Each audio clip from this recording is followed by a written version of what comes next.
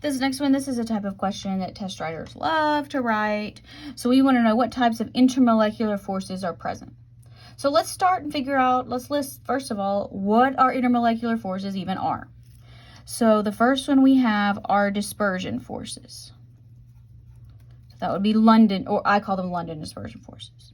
So then after that we have a dipole.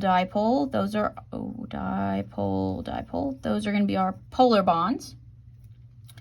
And then we also have hydrogen bonding, which is not really bonding, but we're going to do it anyway. And then we have ion dipole forces. So the easiest way for me to deal with this is like a linear organic kind of notation. I'm going to actually draw this out in a better Lewis structure. So 1, 2, 3 carbons.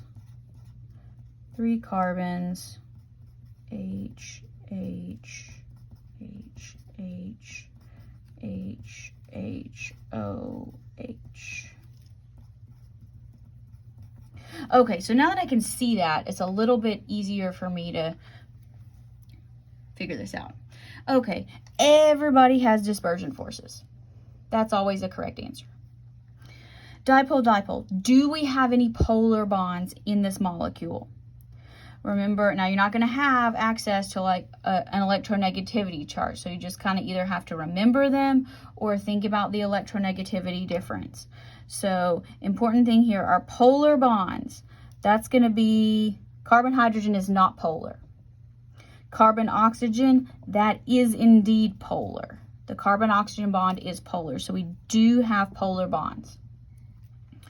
Hydrogen bonding. Hydrogen bonding is where hydrogen is bound to a highly electronegative oxygen, nitrogen, or fluorine. Here we have hydrogen bound to oxygen.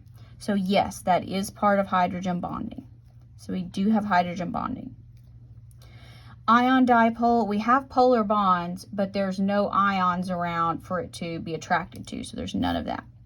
So it has these three. It has dispersion forces, dipole, and hydrogen bonding.